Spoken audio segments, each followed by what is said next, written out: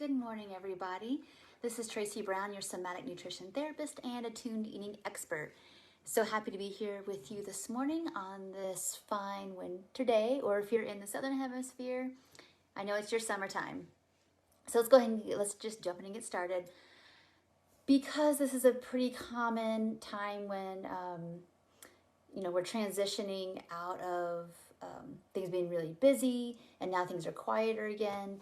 It's really common to notice maybe where our deficits are, and we struggle with doubting ourselves, but maybe it's just we're missing some information. And I find that to be really, really common on this topic around food, and I call it charge around food. So what I'm noticing here, maybe with some of my newer clients, and definitely certainly on social media for people maybe who are newer to this non-diet process, or maybe people who have been doing it a long time, but they're catching themselves in this looping of like, I've been doing intuitive eating for, 2 years, 5 years, 10 years, and I kind of keep circling back to the same thing of food is still feeling a little obsessive. What I find that there's something still hanging on. And what usually is hanging on is there's not really truly full permission to eat.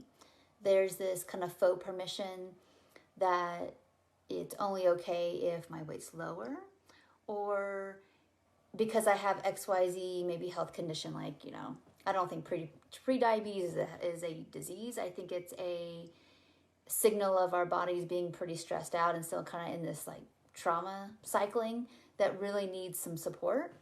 Or, maybe it is like a GI thing or whatever's going on. I find that people feel like it's pretty all or nothing. I need to be doing exactly what like some of the other online parameters say, or I'm not doing it right. There's just all kinds of ways in which I'm seeing people getting really stuck. So I have a few suggestions.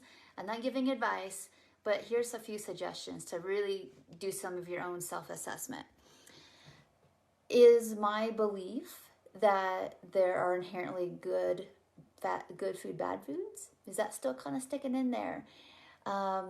Is it that I believe that there's no use for certain kinds of foods? Like for me, for example, like there's nothing better than like a root beer with Chipotle. I don't know exactly why. I'm sure it's like the taste combos that like that just complements it. Do I need the soda? No, of course not. I don't need it calorically. I can get my calories met somewhere else. But I really like it. And so maybe that is a need, that need gets met to where like later on in the day, I don't feel like I got to have all the sugar. And some people feel like that's not acceptable. And usually the reason they feel like that's not acceptable is because it's we're hanging on to the weight, basically, feeling like, well, I shouldn't have this or that because I don't really need it. Well, who says you don't need it? Well, probably diet culture, right? And it's probably based on either what you feel like you need to look like or how you think you need to eat to be lovable and worthwhile in some kind of attachment system.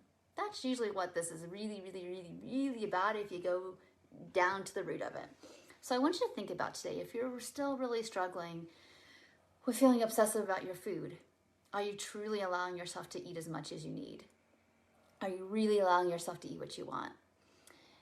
Do you believe that it means something about you if you're eating certain things, or that your weight looks a certain way, or your weight in your body looks a certain way? If you're getting stuck on those things, that's probably why there's still obsession. And I'll end this video real quickly. This is our summary video. Now we'll get into the weeds and a little more nuanced as the week goes on. But I want you to think about this, especially if you're struggling with a health condition, is that with a non-diet approach, we do this stuff really way more gently. I can't tell you how many people come to me being on some really restrictive elimination diets for like gut health or their skin or PCOS or whatever they've been doing, and expecting themselves with chronic dieting issues or an eating disorder to be able to jump into the deep end of the pool and do these very, very stringent elimination diets. It just rarely works. We have to really uncouple things at a pace that our systems can handle and that our parts can feel like there's not a threat, okay? And what you're gonna find is that if we do things much slower at a pace that our systems can handle and really, really understand the nuance between what our bodies are going through in a stressed and non-stressed situation versus maybe what the medical, like more weight, restrictive paradigm suggests that we do, you might find that you're actually more successful. It's like, going slow to get somewhere. That's usually the way I find things work best for people under a medical situation. So that can be hard sometimes to know if we are going at the right pacing, if we are looking at the right parameters, like right things to look at the right times. Sometimes the best thing to do, instead of eliminating your food, is to work with your movement, your supplements, your sleep. Just focus on trauma therapy first and keep other things stable. So there's a lot of things to think about. And I'm finding that online sometimes people feel like that they should be able to figure all that out by themselves. I'm seeing that that's a recipe for lots of frustration and this taking much longer than it should. So if you need help, please reach out to people who, like me, who talk about this, who understand nuance and pacing and doing it in a way that our bodies can digest literally the experience that's happening. So if you need some help, please PM me. Let me help you find the right people for you. If it's not me, if it's somebody else, I want you to stop looping. That's my goal for this week, is to recognize that if you're still stuck on the same issue, there's either more to unpack about it, or we're looping because there's a part of us that feels like that way of being is safe, even though it's not safe. So anyway, this is a long video just to say, hey, if you're feeling obsessive, recognize it's not that you're doing maybe something wrong, but that something's missing. So thank you so much for watching this video. If you are watching it live or in replay, I'd love to hear about it, what your questions are. I'm all about the nuance and dig into the root of things.